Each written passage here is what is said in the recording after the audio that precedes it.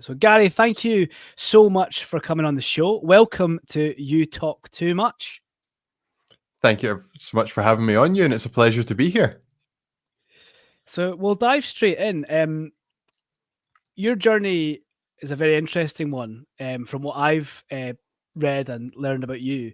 But for the listener who may not know who you are, where you started, we like to go right back to the very beginning of everyone's journey. So, where did Yep. your journey begin to here?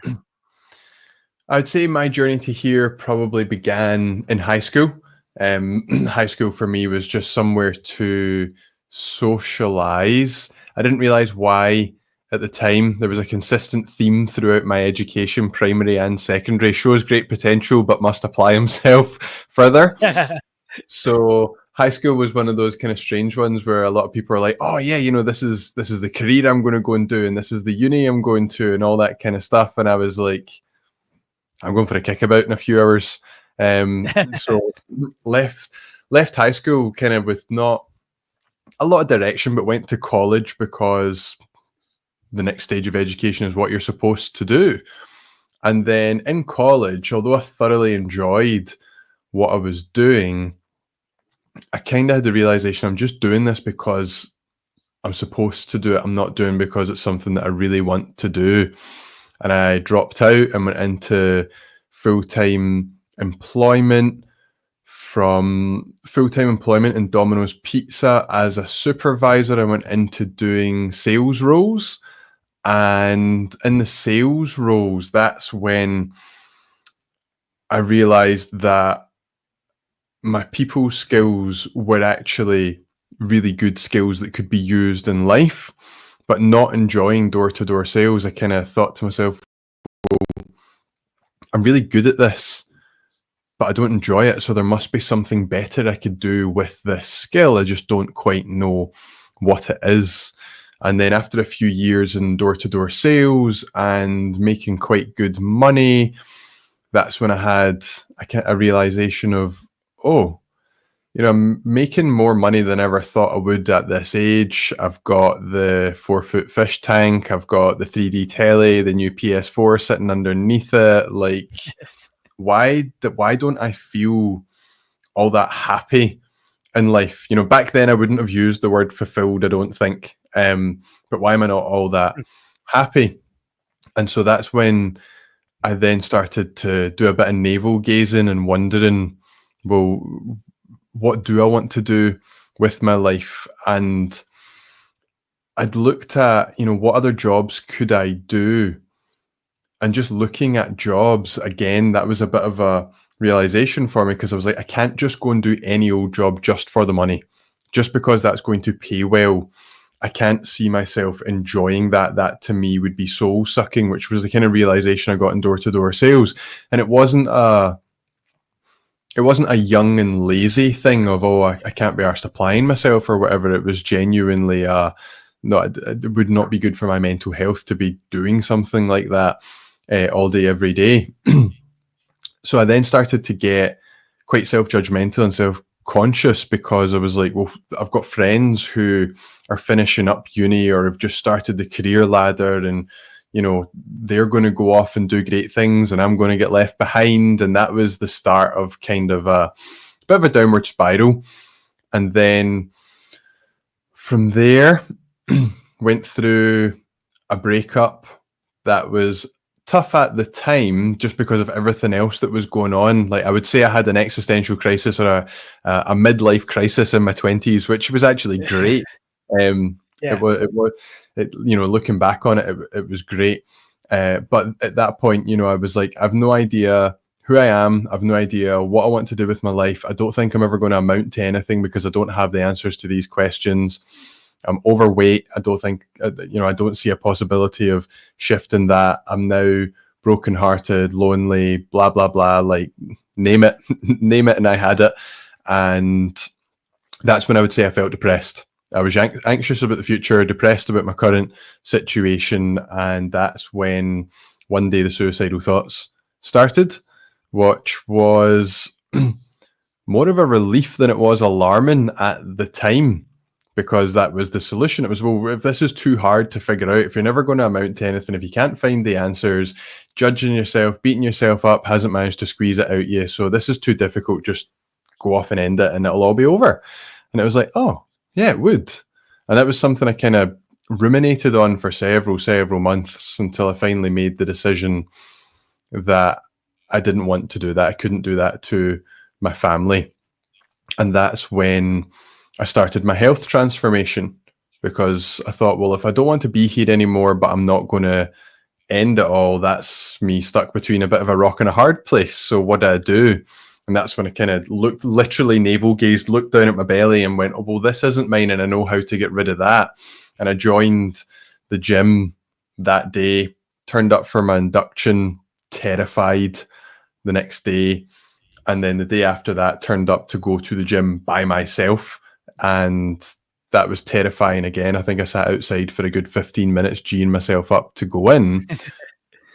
After overcoming that first hurdle and getting in the gym and realizing that not everyone in there was going to turn around and shame me, and you know, even if someone did, I wasn't going to die from it. That was then the beginning of a much greater transformation, because I managed to transform my physical health very quickly, 38-inch waist to 32-inch waist in roughly 3 months. You know, between the 3 and 4 month mark was where the six pack had become visible. It was by no means a healthy transformation, like by no means. You know, the self-talk in the gym was horrible, but it pushed me to create the transformation.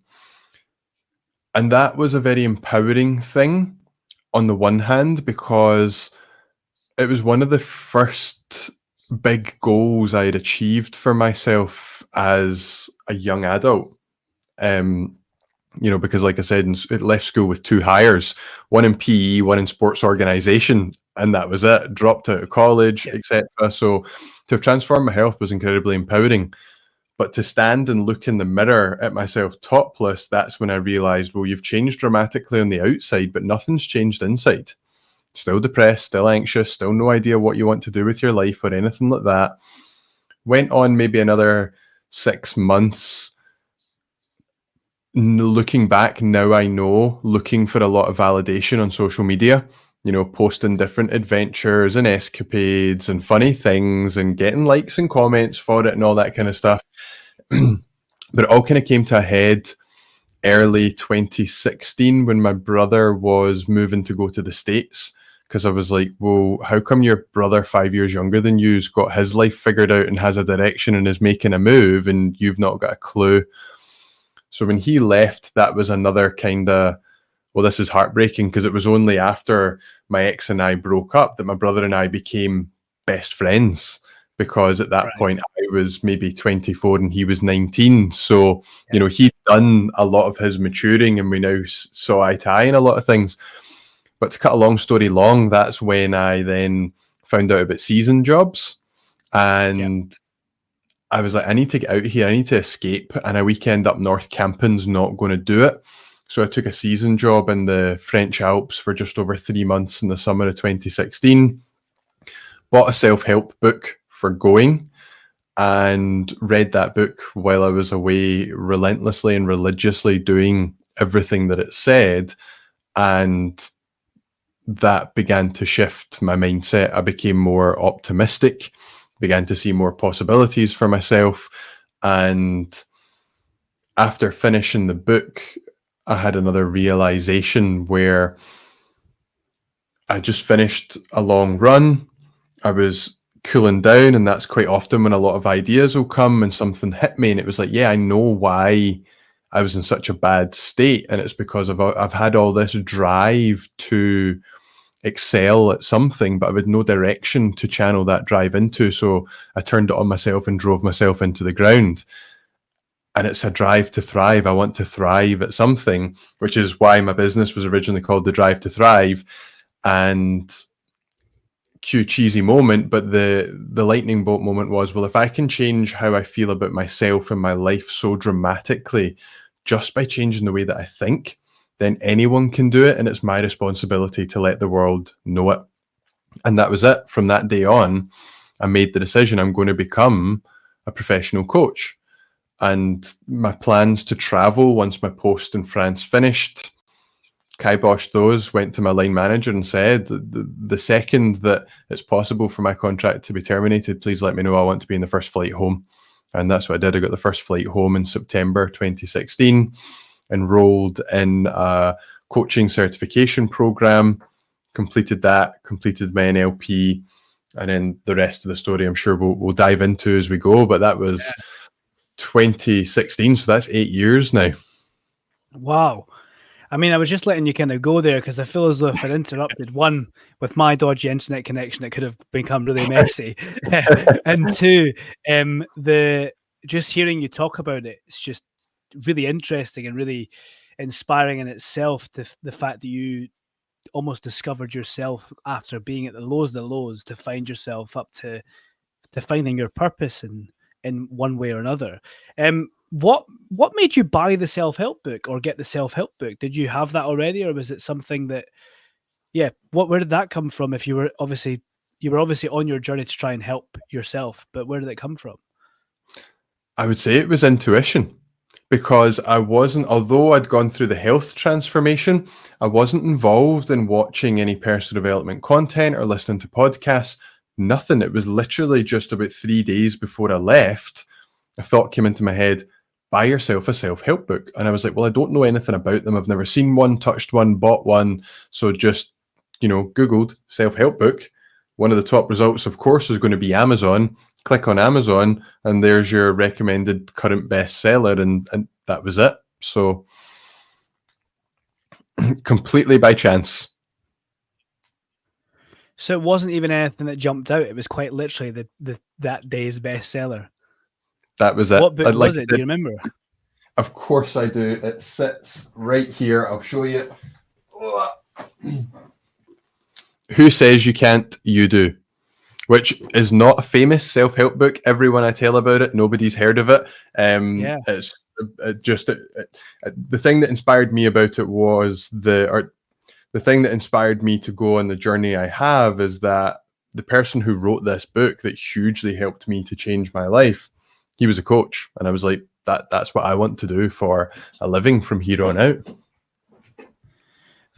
So at that point where I'm going to jump all over this story now because it's just so. Please do. You read the book and you found that as you said, that lightning bolt moment, the light bulb moment. Sorry, did you know what coaching was apart from that this guy was a coach? Not a clue. You and I have had many hard lessons along the way. It was literally all just. I honestly can't describe to you how different the man that went to France and the man that left France were. I went to France with a complete victim mindset and left completely empowered and responsible for my own life and reality. And so after, with all the positive energy and excitement and possibility that I was feeling, it was just, I'm going to go and become a coach and that's it. And to be honest with you, a lot of the biggest things I've achieved in my life, they've not been hugely calculated decisions. It's been I'm going to go and do that. And that's all I need to know. Sometimes impulse is the way to go. It's just that there's a reason that your gut wants you to do it, I suppose. And I mean, I'm very glad you did, because we probably wouldn't be here discussing this today. And yeah, it's incredible. On the word coaching, for those who, including myself, who may be aware of what coaching is, what is coaching? How would you describe your job? Great question. And I'm glad you've asked it, because the coaching industry is currently an unregulated industry. There is zero barrier for entry. Anyone and everyone can just call themselves a coach and go and be a coach, which is great. The problem is there's a lot of people. Coaching is a skill and an art. Okay, coaching is about asking people questions to help them to think about their thinking. People in the business world talk about working on their business, where they stop the normal day-to-day actions and look at the bigger picture of the business and how to actually move it forward and make key decisions. Coaching is like that for different areas of your life or your life as a whole. So for me, how I use coaching now, working with entrepreneurs and high achieving business owners, is to help them to figure out what, for lack of a better expression, their best life is. What is a life that is going to be deeply fulfilling for you? It's going to allow you to do the things you want to do, experience the emotions you want to experience, have the time with your family, all that kind of stuff. And then just reverse engineer that into the steps they need to take, the skills they need to develop, also identifying some of the limitations in their mindset, etc., to be let go of to allow it to be possible, and then support them along the way. And so the way a sports coach helps to bring out the talents in an athlete, life coaches, mindset coaches, we help bring out the best in our clients in relation to whatever it is they want to achieve. It's really well put. And I think something that I've been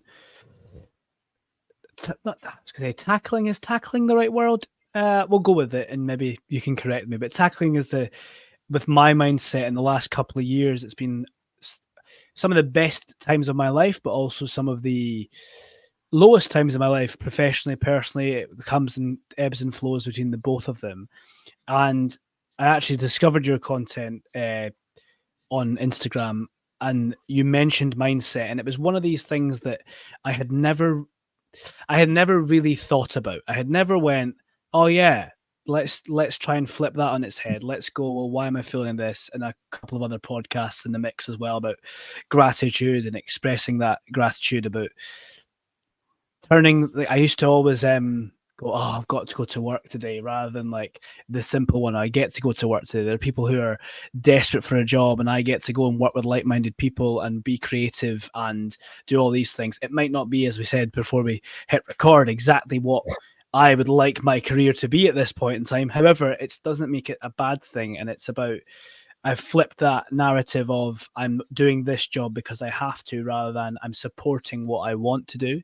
And even that slight shift has opened up, to be completely open with you, opened up so many different avenues and thought processes, and I've taken time for myself and all these other things. And it's just been that little change that is great. And I don't know, it's a weird one to just, I don't even know why it kind of come up in the conversation there. It was almost the way you're discussing that, is that when you open up these gates of positivity, I suppose, rather than you mentioned the victim mentality, rather than being the victim and being the positive change to yourself, it opens up a whole world that you probably didn't even know was possible in your current situation.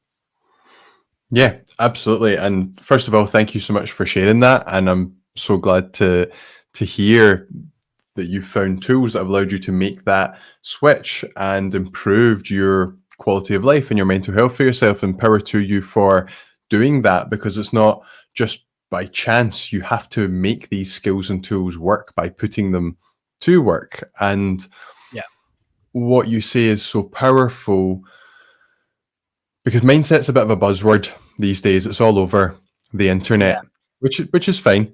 Same with coaching. But your mindset is basically your beliefs, your values, your past experiences, the language you use, your past experiences. It's all these things grouped together into what I can only describe as lenses that you view the world through. Because what is in your mindset will determine how you perceive the world. There's a saying which is, perception is projection. The way you perceive the world to be is what you will project onto it. You know, one of the most simple examples of this that most people will know of, you'll sometimes hear about, oh, that person's a glass half full, or that person's a glass half empty. Well, basically what you're saying is that person's mindset is to look for the abundance and positivity. The other person's mindset is to look for lack and scarcity. And that's one of the most simplistic examples of how someone's mindset can affect their worldview. But that goes right down into the most personal and detailed of granular things in your life, like for you, going on stage and being in front of camera, something that you love, that you thrive at, it gives you energy. It might make you nervous or anxious, but Yeah. you can turn that into excitement. Whereas someone else, just hearing Yeah. us talk about being on camera or talking in front of people, they crumble inside. Now, that's not because there's anything in their genetics. They are a human being born with the same potential as us, but their past experiences and beliefs about the world have somehow caused them to think that being in front of camera or talking in front of people is a danger to them in some way, shape, or form. And so our mindset Yeah. pervades everything that we do, because everywhere we go and in everything we do, we're doing it from within this mind.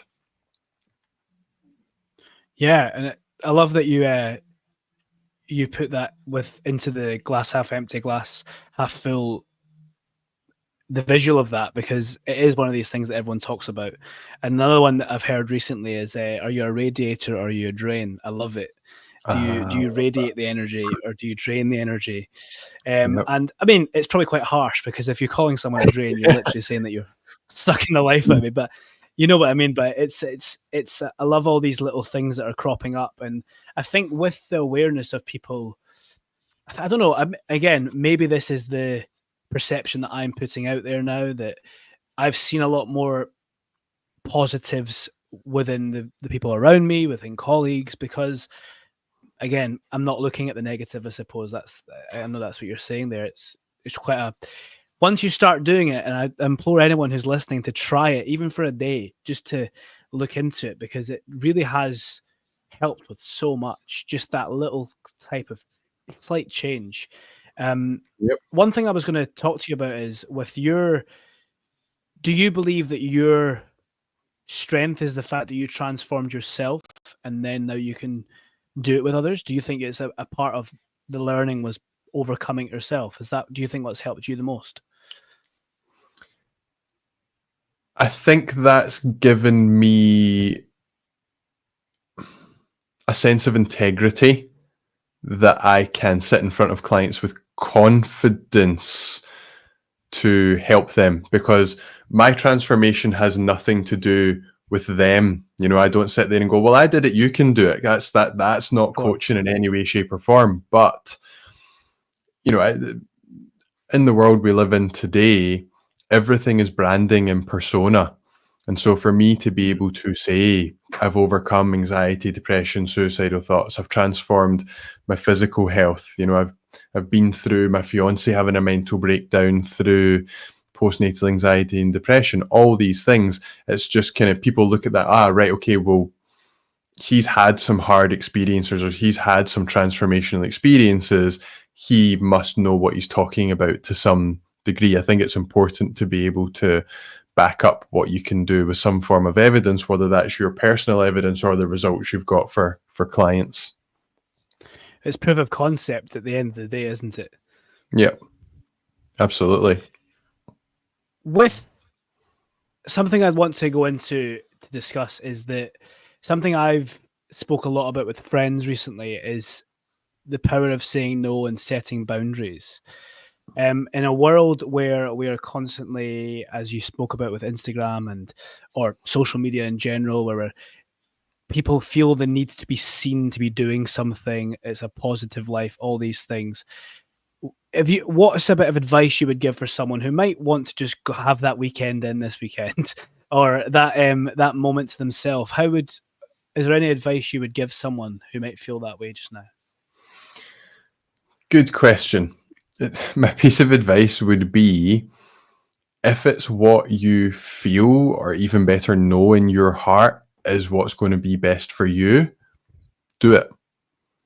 Because whoever you think you are letting down will go over it. And if they don't, Mm. they don't have your best interests at heart. And so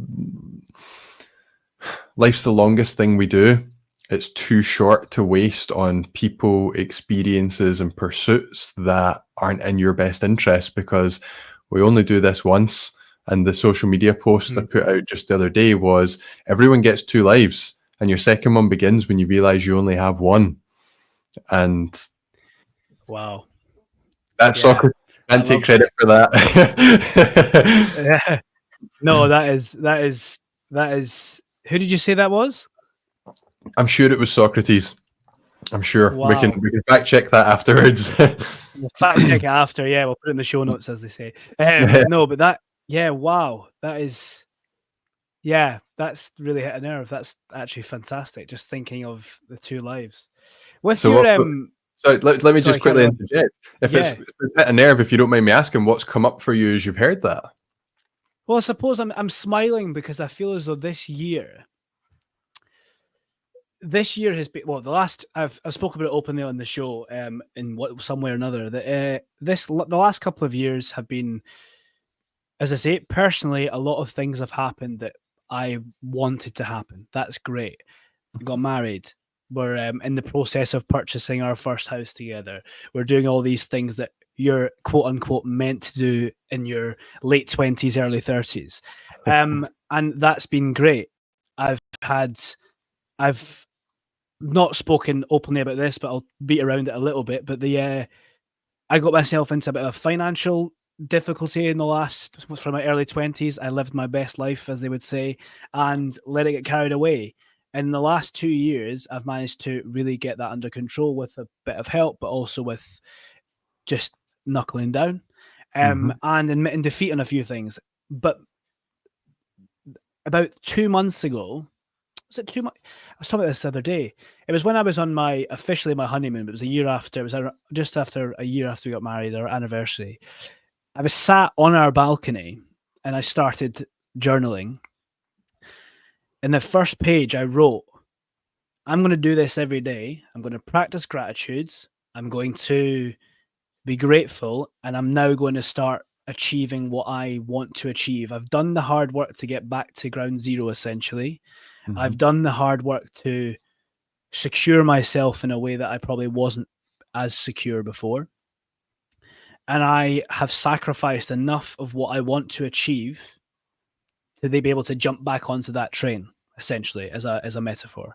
And I remember when I came back from that holiday, I had set up this plan. I was going to go to the gym and I started doing it. I was eating better. I was doing it, drinking more water, little non-negotiables that I'd set with myself, things that I had within my control. I was going to sleep better. I was going to eat better. I was going to drink better, and I was going to train better. 4 things that I knew that no matter what happened in the day, no matter what happened in the week, I was able to control that. And of course, there were wobbles in the last 8 weeks. There has been, of course, as life does take over, plans do change. Sometimes you just can't be arsed. I came to terms that I went, that's okay, get back on it. And I, like yourself, read a self-help book. I read Atomic Habits by James Clear, a more famous one. And it was the one thing was that stuck with me was, if you do fall off the habit, then don't beat yourself up about it. Just get back onto it as quick as you can, because you're going to fall out of habit. And I'm just, when you said that there, I feel as though probably that was a subconscious realization of going, you've had your fun, now you want to achieve, keep going type thing. I've achieved what I wanted to achieve at this point in some ways. And as I say, in the last 2 years, I've achieved more. So why now would I sit and wallow, keep going forward type of thing? And that's what, when I started journaling, that was the biggest change for me, was the realization of, you've worked hard to get back on track. And that is something that I'm grateful for, that I've managed to do that. So I suppose that I feel as though that was my realization of, you only have one life, And I think that's, the other thing was, in the last episode, I spoke about turning 29, having, in a weird way, having this existential crisis of that people maybe have when they turn 30. I was like, but I haven't done this and I haven't done that. And I felt really like out of place for about 3 days. And it was a weird time when I really thought about the birthday coming up. But actually, it was more, I don't know how to explain this one. As I was saying, what you've just said there was almost, that was the realization of, you've got one life, now keep living it type thing. I don't know if that makes sense to you or anything like that, but yeah, as I Yeah. rant at you from there, yeah. No. If it makes sense to you, it makes perfect sense to me. And first of all, a huge congratulations to you for making the choice to make those empowering choices and turn things around for yourself. And from what you shared, it sounds like that experience on the balcony in itself and or the short window afterward is a real reference point experience in your life. I talk to clients about these. You'll have experiences in life that are reference points where there was Mm, your life before and there's your life after, and it's often the yeah, beginning of a new chapter because you've had a massive insight, you've had a raise in consciousness, you've reached a point where you can now join up several dots behind you and make sense of something. yeah, and life is funny how it comes at you in the weirdest of ways, and I think also it probably was the part where I was actually the first time in about, being honest, in about 18 months where I actually had the time to stop. And it's Yeah. something that I said in the previous episode, was taking time to stop and reflect has really changed my outlook. Looking at, and I'm not talking about going back and trying to change anything. That's not what I mean. I'm just looking back at where I was 18, 24 months ago. Yeah, give it 2 years. I've put it in that window, and coming to the end of 2024 and knowing that come 2025, I'm starting to put things in place where I just want to tackle it again and get my mojo back, essentially, in that kind of world. Yeah. But it sounds like you've already very much got it back and you're now just building upon it. But that's the power of reflection. Cue another cheesy personal development quote: we're human beings, not human doings. But Mm, we wake up in the morning, and not many people wake up with then 2 hours to have their morning routine or 15 minutes to sit quietly and meditate. It's yeah. wake up, potentially check their phone right away, or put on the news and watch the world end, or straight into getting the kids ready. And it's just do. And when they stop doing, they start scrolling to buffer in between, and then they go Yeah. to bed at night. And so some people maybe haven't stopped and reflected in 30, 40 years. Yeah. And it's when we take that pause to stop, it's almost as if the world slows down a little and we can get a bit more in touch with what we're really thinking, what we're really feeling, with our intuition. And, people say, don't look back, it's not the direction you're going in. Another one of these cool sayings that in some situations works, and others not so much. I'm a hiker. If I don't look back, I don't get the view. If I don't look back, I'm just looking at rocks and grass all day, and that is boring. But I get what they mean. Looking back at the past and wishing it was different, or judging yourself for what you did, not useful, not going to help you move forward, complete waste of energy. But use the past as a window that you can look through to glean insights that you can apply in the present to create a better future. Well, all of a sudden, it's a very useful tool. I was going to say that it's just learning by doing, right? You'll never learn if you don't do, if you fail, that's when you learn, right? That's the definition of it. So Yep. it's, if you do something wrong or do something that is, I don't want to use the word regret, but something like that, then, well, you're never going to do it again by looking back and go, I didn't like how I felt there. I didn't like what I sounded like at that point. I spoke about it again. I'm referring to last week because it was kind of a massive reflection on the last decade of my life. Was that Yep. there was one massive thing that I want to take into my 30s is putting my phone down and being present more. Because I remember being, when I graduated in my early 20s, I was on my phone like it was part of my hand. It was just there all the time. And there was a podcast episode I was listening to, where they talk about, I don't know if you ever used the like card roulette, if you ever went out with your mates with like for a meal or anything, and if the staff member picked that card, they pay for the whole bill. This guy was suggesting that they do that with phones. If you get your phone out at dinner, the first person to do it, they have to pay for the whole meal, and it should be a point of being present and having conversation. And it's Love something that. that I'll probably just start doing that, because I mean, since starting this podcast, having conversations with so many like-minded individuals and people like yourself that are always wanting to see the best in people and strive to be their best self and the best person they can be. I just think you can learn so much in such a little bit of time from listening and talking to other people rather than doom scrolling on the latest trends on TikTok, etc. Yeah, exactly.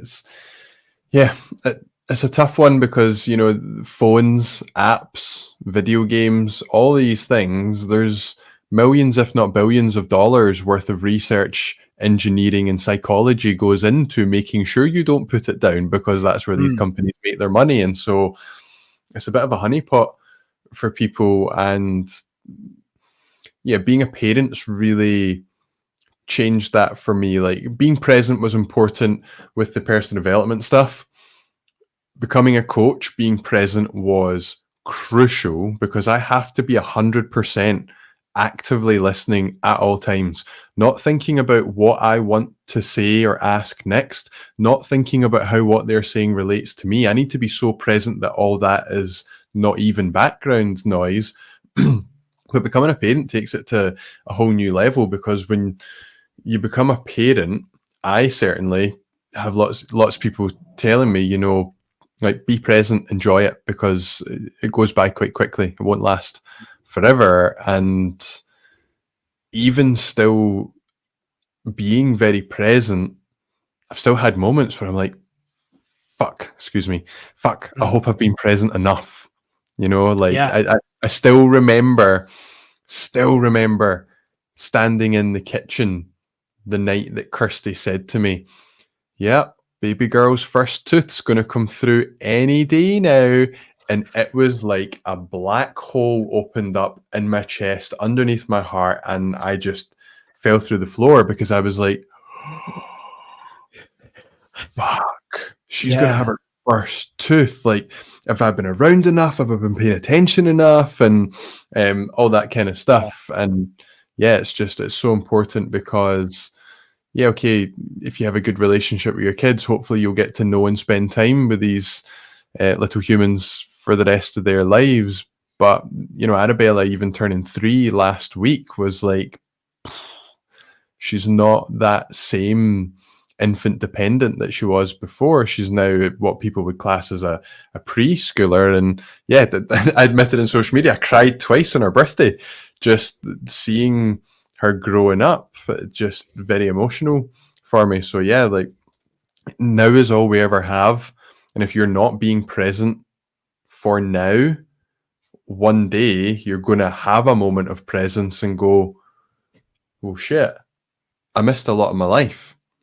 I spent so much of my life going, Yeah. I'll be happy when I get that job. I'll be happy when I make X amount of money. I'll be happy when, and, you know, someone on Chris Williamson said this recently. It might have been Chris himself, just saying, on Modern Wisdom, sorry, a lot of people go about living their life as if their life is the prelude to a better life that's still to begin.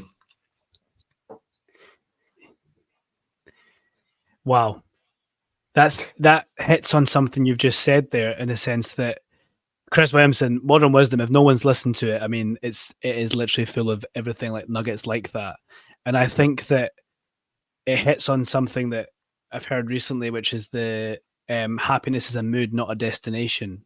And it's a similar vibe. It's the what you've said there about becoming a dad and being present. I think, yeah, it's just, I think it's one of those things that I think you're always going to doubt if you've ever been present enough, you know? And I think that if you, as long as you make that time to have that moment and have that time with your child, and as you say, hopefully you'll be able to spend time and grow up with these little humans, as you so elegantly put, which is great. That you'll not have that feeling, but that feeling of missing out, I think, is probably every new dad or new parent's fear. So, what Yep. is something that you personally do to do you block time out? What is something that you do to have those moments that are locked in within you and your child's life? Great question. I like to pre-frame it by saying my particular life choices and lifestyle do afford me other freedoms and choices that not everyone will have. And so take this with a pinch of salt, and also don't sit there and go, must be nice, because it's possible for you to make changes to whoever is listening. But having my own business and being in charge of my own time, well, first of all, I work from home. I had an office in the city centre up until COVID, and then let that go. And so I start work in the house. So when I wake up in the morning, I'll get to spend quality time with Arabella and Kirsty between 7 and 8. And then at 8, Kirsty will take Arabella to nursery. And then at 4:30, I'll go and pick Arabella up. And that's why when we were chatting and you were like, oh, I would love to have you on the podcast, and you were like, what evenings are you free? I was like, well, actually, Euan, I'm free every evening because I don't take appointments in the evening because that's strictly family time. And I've turned down plenty of business in the last 3 years because people have said, I would love to work with you, but I can only do evenings. And I've said, I would love to work with you. I don't do evenings. I can recommend someone else for you. So as best as you can, and I say that because I appreciate some people have jobs, as best as you can, plan the things in life that are most important to you first, before your business, before your career, etc. Because yes, money is important and all that kind of stuff, but ignoring things like your health or your children or your partner for 30 years so you can save up enough money, well, you can't buy back that time with them. So for me, it's just having some non-negotiables in the day of, if I get up at 5 and I want to work out, meditate, whatever I'm doing, I stop at 7 and go and be with Kirsty and Arabella for an hour. And then between picking Arabella up at nursery at 5 o'clock and her going to bed at 7:30, I'm there for the whole thing. And that's our time every single evening. But even something as simple, parents who are listening who don't have that much time right now, there is a great book called Listen by Patty Whiffler. And one of the tools in that is something called special time. And this has been revolutionary for us, because the reason that our children act out and throw tantrums and all that kind of stuff is literally just because they feel they're not connected to us right now. And special time is as simple as me saying to Arabella, would you like to have some special time? She'll say yes. And I'll look and go, right, there's maybe 15 minutes till dinner. Let's have 10 minutes of special time. And I say, we'll do 10 minutes of special time. I put a timer on my watch. And for that 10 minutes, I'm 100% present. I go to the bathroom before it starts. I drink water before it starts. I do anything I need to do so that for 10 minutes, she's in charge of what we do and how we play. And honestly, Euan, like, Arabella's a relatively well-behaved child. Her behavior has got so much better. Her tantrums have got even fewer, and her ability to regulate her emotions has improved greatly just with special time, because that is time where, whether it's 2 minutes or 60 minutes, it's dedicated one-on-one time, which to your child is the most important thing in the world. Because what we all forget as we grow up and find our parents' flaws, etc., and grow up to try and improve upon what our parents did for us, is that at one stage your life was 100% dependent on your parents. And so that connection to your child isn't just lovey-dovey, it's life or death. Yeah. Wow. Again, another moment where I've just went, I'm not lucky enough to have children yet, but it's definitely something that we have discussed, and even just that thought, and I mentioned to you as well. So my wife runs a children's theatre company, so even the children that come to that, a part of that is always our life. So seeing how parents react and what you're talking about there is pardon the pun, but very special. On the special time, what Does Arabella run that completely? Is it basically a no holds barred of what it could be? Could it be playing? Could it be just having a sit and a cuddle, a talk? Could it be anything within that time period? It's all on her terms. Yeah, that's it. The point of special time is that she gets the autonomy. Wow. And the other powerful thing about it as well is if she wants to play something that turns into role play, where she's like, you be the baby and I'll be whoever, see what she starts to act out. That's the stuff that's on her mind.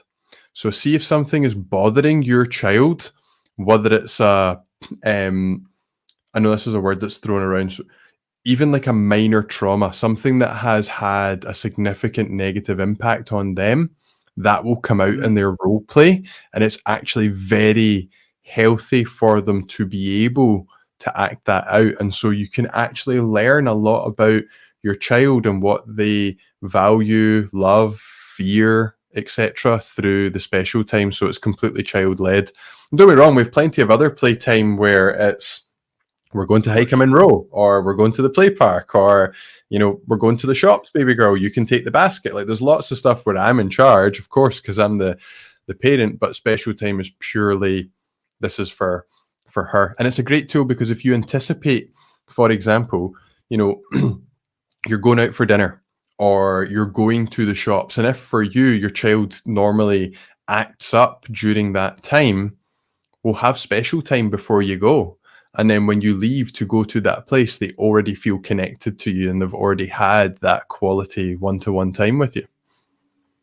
And it's also, I suppose, it's a way for them to communicate, isn't it? It's a way for, as you've just said there with we used it there like a minor trauma or anything, but it's something that I find really fascinating about the kind of like Montessori style schools that are, I don't think they're as popular in the UK, but in Germany, I think they are mostly, but in Europe, the kind of learning by doing, the learning by play, I remember a friend of ours, how old was he at the time? He must have been about 3, and it was a specific kind of style of knife that could cut vegetables, but would be very difficult for them to hurt themselves with.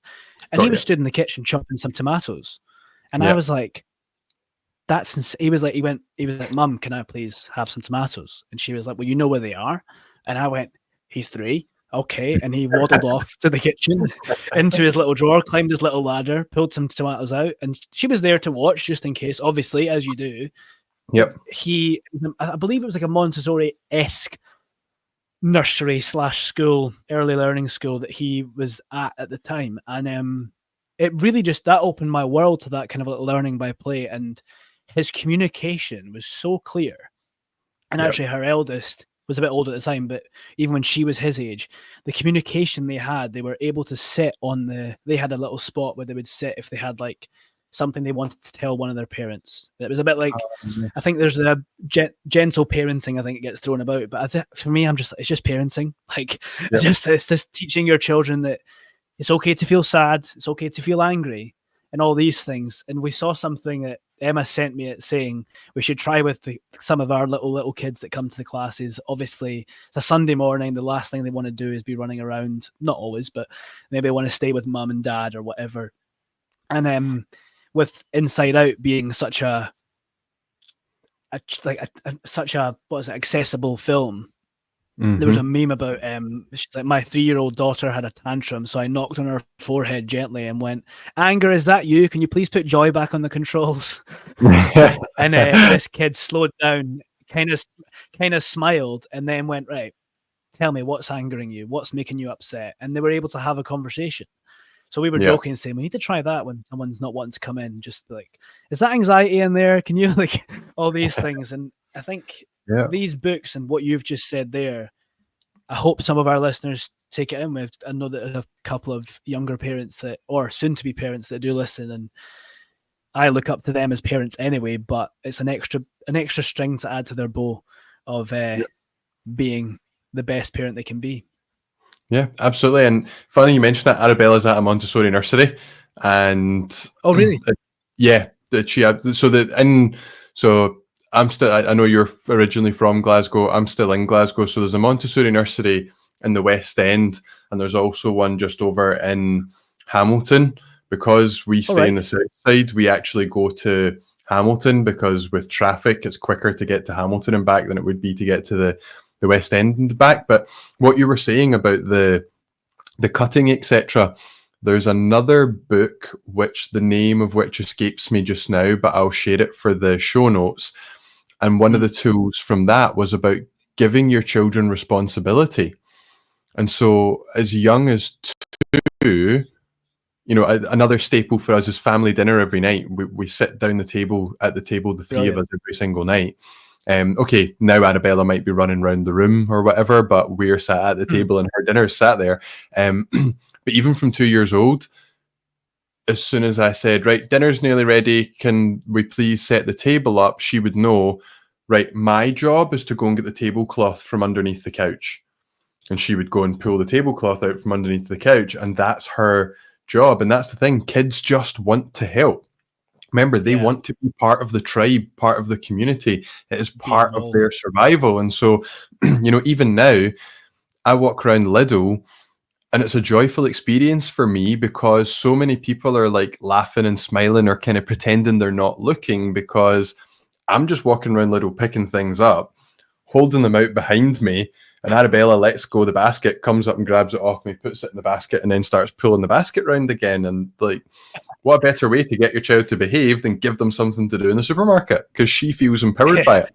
Don't get me wrong, sometimes it backfires. If I've got a decision to make about which bananas are the most yellow, she's potentially halfway down the aisle and there's 10 things in the basket that I don't want, so it keeps me on my toes as well. But that's the thing, and I think that, like, you touched on it about learning from your parents and flaws that they have and all these that or had and all these things that, or flaws and opinions. You may go, I don't want to do that, whatever, and you take the best bits of your parents, don't you? Something I think that no matter what level of parenting you're at, you're always learning. Well, you're always learning in life, but especially with parents. Like my brother is, they've got a 4. How old's it? He's 4. Sorry, I had a brain fart there. How my oldest nephew was there. And then they've got Lucas, who's 1. They're actually, very random sidebar, they were born on the exact same day, 3 years apart. So that's gonna be fun.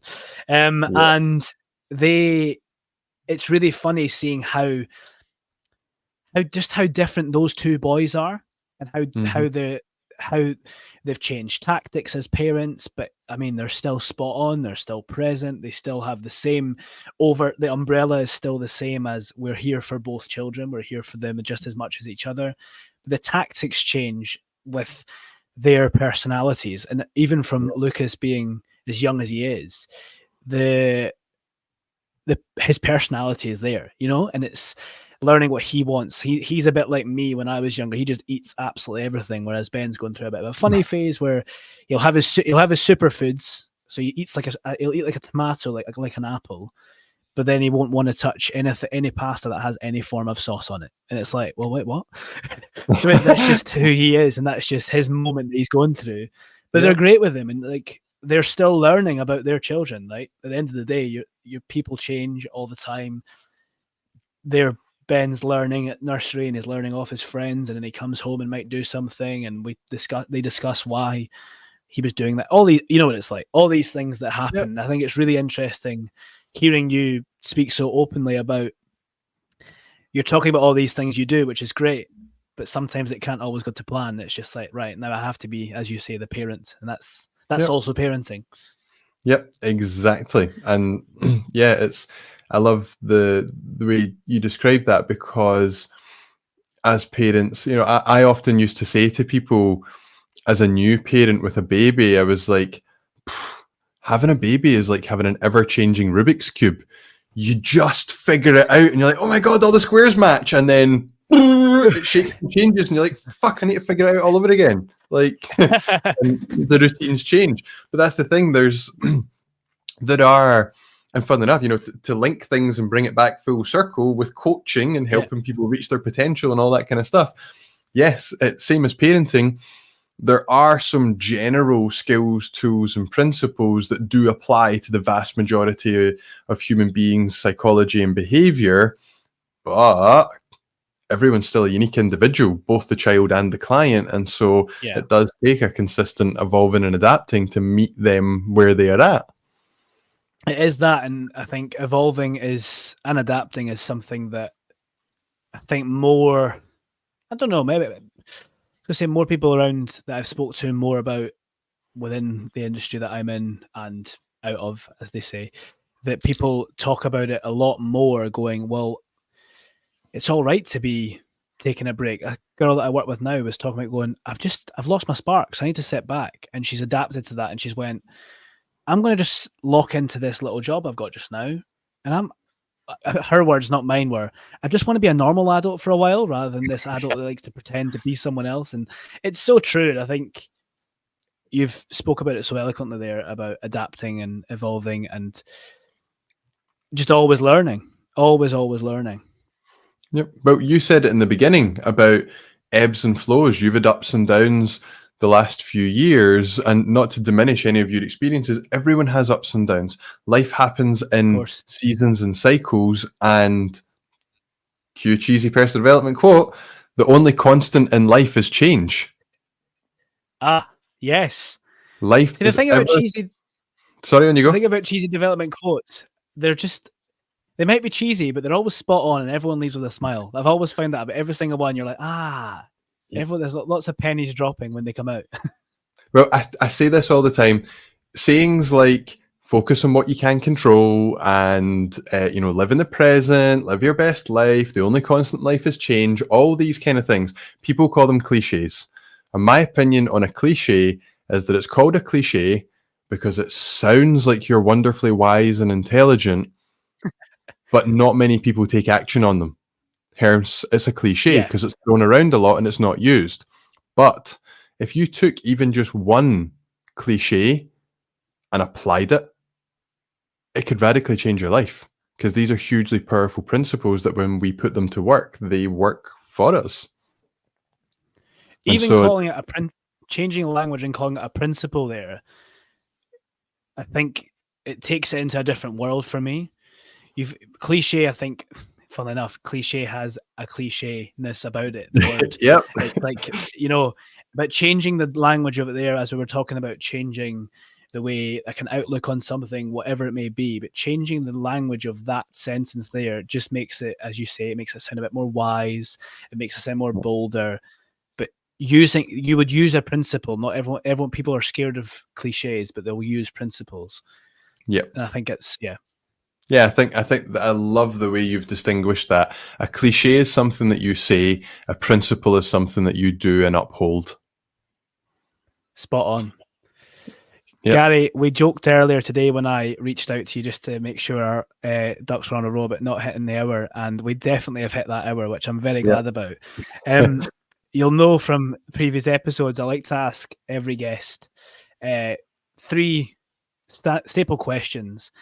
So you can go as deep with these, as long as these, whatever you see fit. And my first question to you is, if you could give Gary advice 10, 15 years ago, a younger Gary, what would it be? Just fucking go for it. That's it. I genuinely, sounds cliche, I wouldn't change anything about my past because I wouldn't be here having this conversation with you.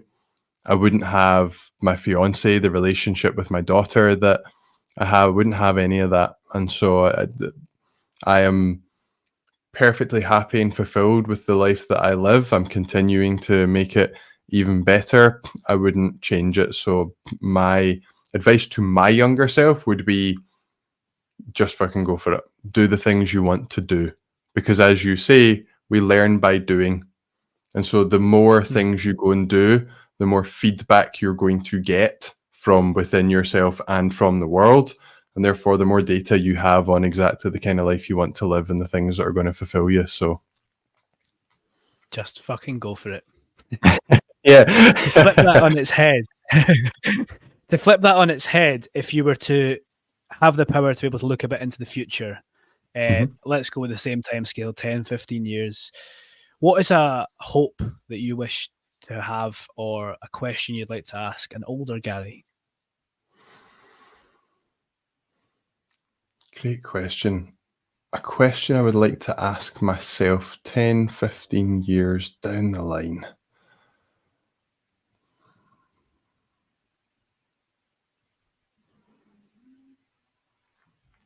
You've really got me with that one, because there's silence in my head, and that's not often. What would I like to ask of my future self 10, 15 years down the line?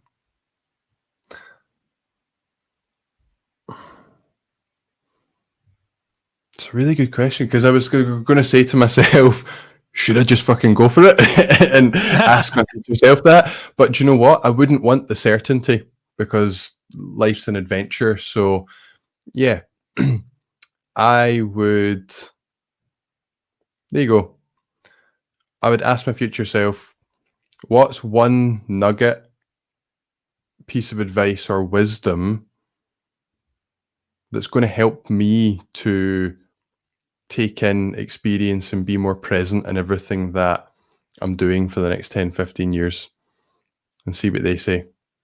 Because right now there's nothing I would change about the past, but maybe in the future there's something that I might wish I'd changed. Yeah. Wow. I don't think I've, in the 30 episodes we've done, I don't think I've had an answer like that, which is great.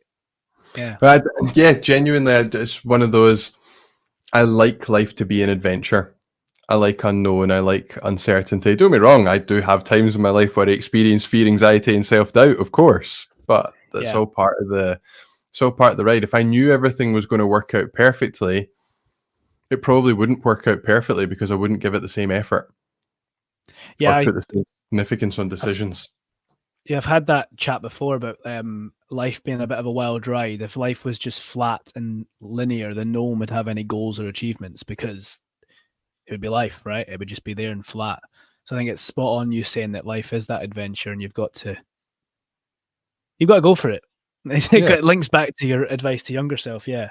Yeah. Well, like, you're into theatre and performing, etc. Like, if you know a rough storyline or plot, you can still enjoy something. But going into a film or a production with no idea, that's much more of an adventure and experience. And so if you walked up to the ticket booth and said, "Can I get 2 tickets for that?" and what happens right at the end, it's not going to be the same experience. Raging. Yeah, exactly. The final question that I like to ask, and again, it's a bit of a thinker. It was for myself when I first got asked it, is, what is success to you? Great question. Success to me is fulfillment. And I'll unpack that a wee bit for you, because as you said, happiness is a mood, not a destination, or something to that effect. Fulfillment, again, is an emotion. We can create our emotions. But to me, for me to be fulfilled in life, there are certain things that I will have wanted to tick off. First and foremost, the nurturing and development of my daughter. Did I protect her childhood and allow her to be a child for as long as possible? Did I help her develop the skills, tools, mindset necessary for her to realize her dreams, to be healthy, to be fulfilled, to create happiness? Was I true to the man that I wanted to be and the life that I wanted to live? So there's a good few elements that make up what that success is. It's largely authenticity and alignment to my values and the man that I want to be. Because for me, I personally think that if we get clear on what kind of life we would love to live, and I mean like really authentically clear, not just, I want to be a millionaire and I want this and I want to get really, what is a fulfilling life for you? If we get clear on what that is, the gap between the life we actually lived and the life that we really could or wanted to have lived, that gap is proportional to the amount of regret we might experience later in life. And so success is just closing that gap between the life that I would like to live and the life that I do live, and just making as much of that a reality as possible, and also appreciating that I'm not going to get to do everything. I'm not going to achieve everything. Not everything's going to work out, and I'm never going to be perfect, and just appreciating life as much as possible. You know, something as simple, to give a small example, when I messaged you the other week and I was like, I'm really sorry, Euan, I'll happily show up tonight as a professional, but I'm snotty as hell. Any chance we could reschedule? That the weekend just before I messaged you was an incredible experience, because I was ill, Kirsty was ill, Arabella was ill, our childcare on the Friday fell through. So when I woke up on Friday morning, I felt awful. Kirsty felt awful, but we were like, oh, Arabella's going to her grandpa's for the day. She'll be staying overnight. This is great because we've got aches and pains, etc. We were only out of bed 45 minutes when Kirsty's dad phoned to say he was really ill and he couldn't take Arabella. And it was like, that all fell through. And that could have been victim mindset. Oh my God, I'm ill. I've now got my child for the rest of the day. I thought we were getting a couples night. We're now not getting it, this and that. And again, fortunate because of my life choices, I was able to say to Kirsty, I have one client in the calendar today. If you can please take Arabella out the house for 1 hour, I can clear the calendar the rest of the day. And for 3 days, Friday, Saturday, Sunday, we did the exact same thing. I took Arabella out the house for an hour or so to give Kirsty some time to chill. Arabella and I went to the shops and grabbed just a few supplies, not enough for the weekend, so that it was an adventure. Came home, she had her nap. After her nap, I forced Kirsty and Arabella out the house to get some vitamin D and fresh air and go for a walk and feed the ducks. And then we came home and watched a family movie or played some form of game or drew. And that was it for 3 days. Up, get Arabella out for daddy-daughter time, grab a few supplies, nap, outside, family time. And I was like, oh my God, something that could have been an awful experience, childcare falling through, us being ill and looking after a child while ill, actually turned into a family experience that was incredibly rewarding and fulfilling, and deepened our connection even more because we all got to be ill together. You know, like we're all wrapped up outside, and I'm like, oh my goodness, I feel a bit awful. And then I turn around and there's Arabella with snot in her face or Kirsty sniffling, and it was like, we're all in this together. And so for me, that I hope for people encapsulates what success is to me, is being fully present in and enjoying and appreciating the things in life that are most important, like the connection to the people that you love. That's just, I just sat there listening to that because it goes back to what you're saying about being present as well, as you just summarized there.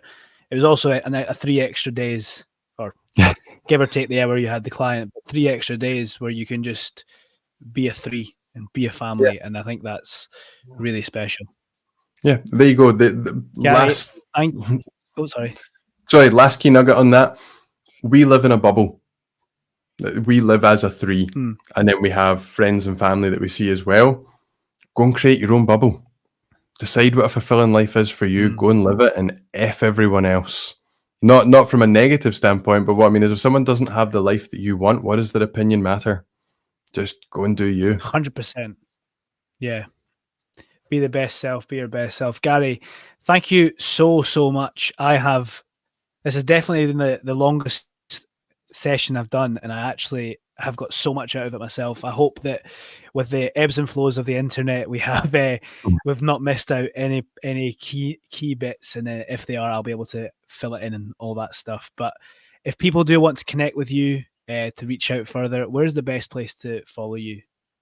I'm probably most active on Instagram, so come and give me a follow on Instagram at Gary Rankin _. And if you're not on Instagram, my personal Facebook is facebook.com/Gary.Rankin.58. So please come connect. If you're on a personal development journey and you want to take it further, reach out and ask, and I can always, share some tips, advice, and wisdom. If you're thinking of starting a personal development journey, or anything that you've heard today has struck a chord or sparked some curiosity, I'm an open book and always more than happy to help. And it would be an absolute pleasure to help you in any way, shape, or form in your journey. So please reach out. And I can vouch for that, because when I first reached out to Gary, we had a lovely voice note conversation for the next few days about absolutely everything that was going on in the world, and I'm very grateful for it. Gary, hopefully we'll do a volume 2 and we can do it in person. I'll have to get up to Glasgow, and it'll be good to meet you in person. But thank you very much for coming on and taking the time. I really appreciate it. And thank you for everyone for listening and watching. If you are doing that, please do, as always, rate and subscribe. Let's try and get to 100 5-star reviews on Spotify by the end of the year. That's the target. Let's see if we can get there. Gary, thank you very much. And everyone else, I'll speak to you all soon. Thank you so much for having me on, Euan. It's been a pleasure.